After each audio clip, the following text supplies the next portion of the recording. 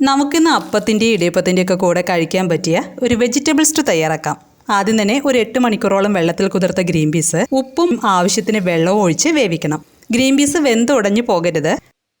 അതിനുശേഷം ഒരു കുക്കറിലേക്ക് വെളിച്ചെണ്ണ ഒഴിച്ച് തക്കോലം, ഏലക്ക, ചെറിയ പീസ് പട്ട, ഗ്രാമ്പു, 1 ടേബിൾ സ്പൂൺ ഇഞ്ചി അരിഞ്ഞത്, എരിവിനനുസരിച്ച് പച്ചമുളക്, കറിവേപ്പില ഇതെല്ലാം ഇട്ട് അര മിനിറ്റ് വഴറ്റിയതിന് ശേഷം ഒരു ചെറിയ സവാള കനം കുറച്ച് അരിഞ്ഞതും കൂടി കുക്കറിലേക്ക് ഇട്ട് വഴറ്റിയെടുക്കണം. സവാള ലൈറ്റായിട്ട് വഴണ്ടു വരുമ്പോൾ ഒരു ക്യാരറ്റ്, 5 ബീൻസ്, ഒരു ഉരുളക്കിഴങ്ങ് ഇതെല്ലാം ചെറുതാക്കി കട്ട് ചെയ്തതും നേരത്തെ 1/4 ഭാഗത്തോളം വേവിച്ച് വെച്ച ഗ്രീൻ പീസും കുക്കറിലേക്ക് ഇട്ട് കുറച്ച് ഉപ്പ് കൂടി ചേർത്ത് ഹൈ ഫ്ലെയിമിൽ ഒരു വിസിൽ വരുമ്പോൾ സ്റ്റവ് ഓഫ് ചെയ്യാം. ഗ്രീൻ പീസ് കൂടുതൽ വെന്തുടഞ്ഞു പോയിട്ടുണ്ടെങ്കിൽ ഈ ടൈമിൽ ചേർക്കണ്ട. ലാസ്റ്റ് തേങ്ങാപ്പാലൊക്കെ ചേർക്കുന്ന സമയത്ത് ചേർത്ത് കൊടുത്താൽ മതി. വേവിച്ച വെജിറ്റബിൾസ് എല്ലാം ഒരു ചട്ടിയിലേക്ക് മാറ്റുന്നുണ്ട്.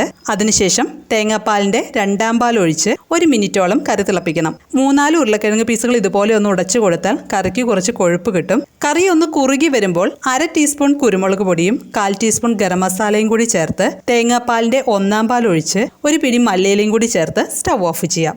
തേങ്ങാപ്പാൽ ഒഴിച്ചതിന് ശേഷം കറി തിളപ്പിക്കേണ്ട, ചെറുതായിട്ടൊന്ന് ചൂടായാൽ മതി. ഇനി നമ്മുടെ വെജ് സ്റ്റൂവിന് കുറച്ച് ടേസ്റ്റ് കൂട്ടാനായി കുറച്ച് നെയ്യ് ചൂടാക്കി അതിലേക്ക് കുറച്ച് അണ്ടിപ്പരിപ്പിട്ട് വറുത്ത് സ്റ്റൂവിലേക്ക് നെയ്യോട് കൂടി തന്നെ ഒഴിച്ചു കൊടുക്കാം.